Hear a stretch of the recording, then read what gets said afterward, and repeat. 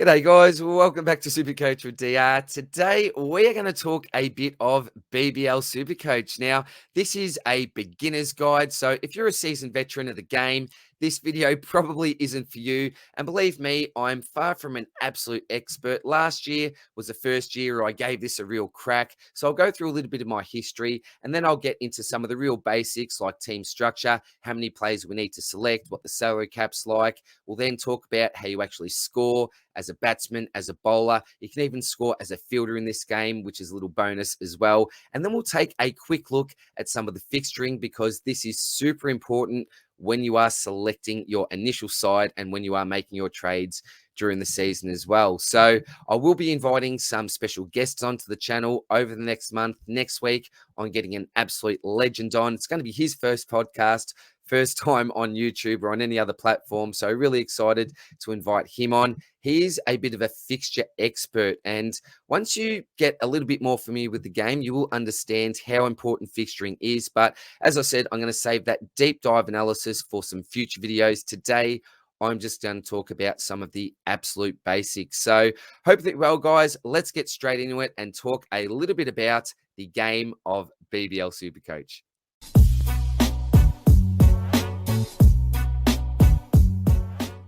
Right, so here's my history from last year. I started off around 2.5K and then fell agonizingly short of a top 1K finish with an overall season rank of 1002. Just like AFL Supercoach, had my good weeks, had my bad weeks. My best round position was 265 and my worst round position was around 38.5K. In regards to participants, how many people actually played the game of BBL Supercoach, I think they're around 40 to 50,000 players, but certainly don't quote me on that. I'm really basing that off my worst round position there because remember, by round 6, by that stage of the season, we're certainly running with some ghost teams, some dead teams. So I'm taking that into account as well, but I will have to double check that data. So that's a quick look at my history and take into account as well that a top 1K finish in BBL Supercoach is nowhere near as impressive as, say, a top 1K finish in AFL Supercoach. So there's my history. Now let's take a look at how to actually structure up your side. So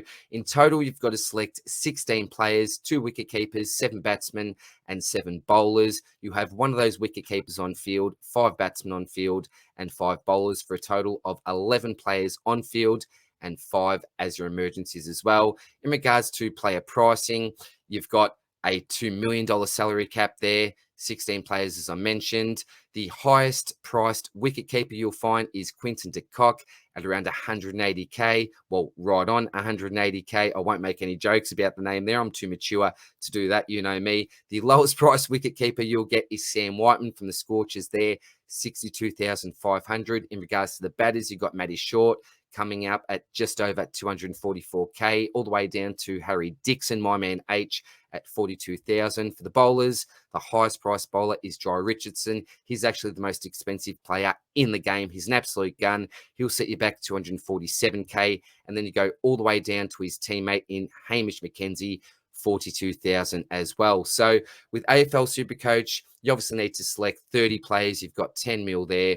With BBL Supercoach, you've got 2 million, but only 16 players. And obviously the highest priced players are a lot less expensive than what you'd find in Supercoach. So there's a quick bit of info about how to set up your team. I'm not going to go through my side at the moment or which players to select. We'll just leave that for another video. Time now to move on to a little bit of strategy. Now, this again is for the real beginners of Supercoach, but you will be able to select a captain and a vice captain. Your captain will get double points for that week. And you can also select 3 emergencies. You can see there, Josh Philippi is example here. He would be a player on my bench. So let's just say that one of your players that you have on field or laid out or can't get up for the game, if you've got an emergency selected in that position, they will then come onto the field and you'll receive that score. And for the veterans of the game, well, for AFL Supercoach, you'll know obviously what the captain loophole is. You are able to do that in a game of BBL Supercoach as well. If you're not familiar with what the captaincy loophole is, I'll most likely just save that for another video. Now let's talk about how you can actually score points. We'll start here with the batting. We've got Glenn Maxwell there. He'll be a really popular selection this year. So we'll start off with the real basics here. You get 1 point for each run that you score. So you score 15 runs, you'll get 15 points. And here's where a little bit of the technicality comes in. You get a strike rate bonus. And this is very, very helpful for some of those extra points, particularly if you're selecting some of those hard hitting players. So if you get a strike rate of 160 plus, you'll receive 25 points. Now, there is a little bit of a caveat here. You must score 20 or more runs. So even if you get a strike rate of 160 plus and you've only scored the 19, then go out, you will not get this run bonus. So you must score more than 20 runs for these bonus runs to come into effect. So you then go to 150 to 159, 20 points, 140, 149, 15, 10, all the way down to 5 for a strike rate between 120 and 130. We then have a runs bonus as well. So if your batsman scores 50 or more runs, they'll get a bonus of 10 points. If they manage to score their ton, they'll get a bonus of 20 points. So we've got a little example down the bottom here. This is a game from Maxi. I think it's a couple of years ago now, but just as an example, he received a total score of 103 points. So how did he get to 103? He scored 73 runs. As we mentioned, you get 1 point for each run. 73 in the bank there. He got a strike rate bonus of 20. So if we look at the chart there, his strike rate was between 150 and 159.99. He also got a run bonus of 10 runs because he scored 50 plus. So we add that all together and we get 103 runs. Another thing that I should have mentioned as well when looking at that team structure is just like AFL Supercoach, you do have those DPP players, and those all-rounders can be very, very handy because not only can they score runs when they bat, they can also score some runs as a bowler. So let's have a look at how you score runs as a bowler. So generally speaking, the main way that bowlers generate their points are through taking wickets. So for each wicket that they take, that's 20 points on offer. So for example, they take 2 wickets, 40 points in the bank. There's a bonus for every 3 wickets taken in the one match, 10 points on offer there. This is a good one for every maiden over that's bowled. And I know this is very rare in T20s these days, but they'll receive 15 points as a bonus there. For every dot ball that's bowled, 1 point on offer. Unfortunately, you can lose some points as a bowler for every extra that's conceded. That could be a wide or a no ball. They will receive 1 negative point, so 1 point taken off their score. And similar to the batsman, instead of a strike rate, there's an economy rate. Again, a caveat, your bowler must bowl a minimum of 3 overs in the match to be eligible for these bonus points. But we start off at a 25-point bonus for an economy rate of 4 or less, all the way down to a 5-point bonus for an economy rate between 7 and 8. The example that we've got here is one of Andrew Ty's matches. He had a total score of 89. How's that made up? Well, he got 5 points as some bonus runs. He must have come in later on in the innings and got 5 runs on the board for his team. So always handy. That's always another way that bowlers can score some extra points there.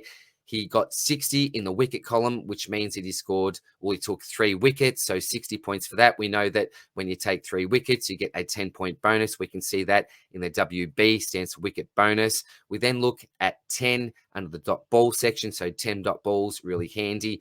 -1 for those extras conceded.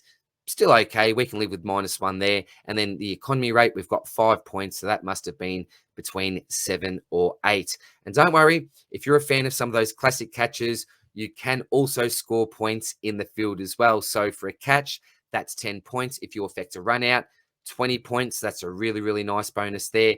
And if you get a stumping, and this is obviously wicket keepers only, they can receive 15 points. So just a little extra bonus there for those wicket keepers. So that's pretty much a general outline of how you score your points. Now let's take a very, very quick look at the fixture. Now, unlike AFL Supercoach, this is super, super important because let me tell you, the BBL fixture is nuts.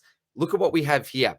We have the Brisbane Heat in a triple game week. That's right, folks. The Brisbane Heat play 3 matches in the 1 week.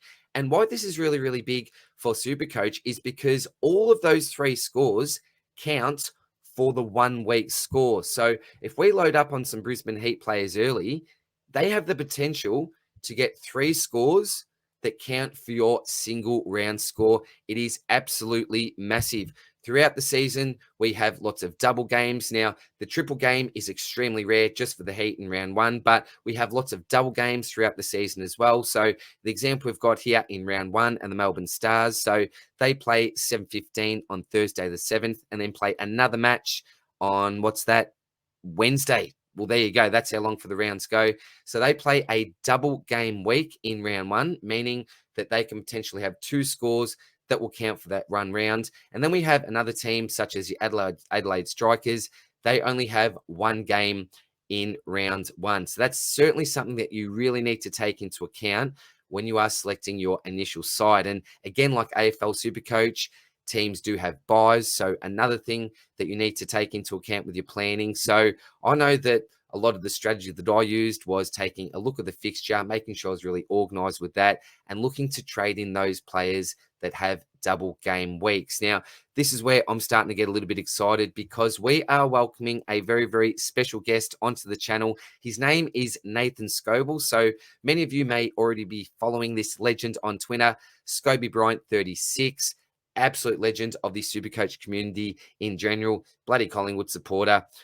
I have forgiven him. I have forgiven him from the grand final result, but we'll be asking about that, what that experience was like as a Collingwood supporter. And we'll be inviting him onto the channel because he certainly knows his BBL Supercoach, and he's going to go through this fantastic graphic that you see down the bottom here. And I'm sure that there may be even a few updates to this as well, because what Nathan's done here is not only show us what teams or when teams have double games, single games, buys, etc., etc.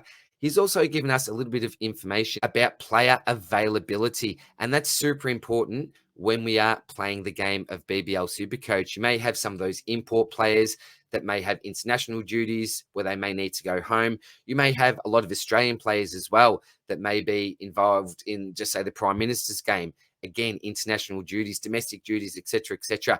There is a lot going on when it comes to player availability. So I'm going to invite Nathan onto the channel as well as my man Spills. He loves his BBL SuperCoach as well and pretty decent at the game too. So I'll be inviting those two legends onto the channel as well as more special guests. And when they come on, we'll actually go into much more of a deep dive because obviously this video has been pretty much one for the beginners and just talked about some of the basics. And just as a quick way of saying thank you to those who stayed with me right until the end, I have a bonus league code here. So just like AFL SuperCoach, we have our leagues in BBL SuperCoach.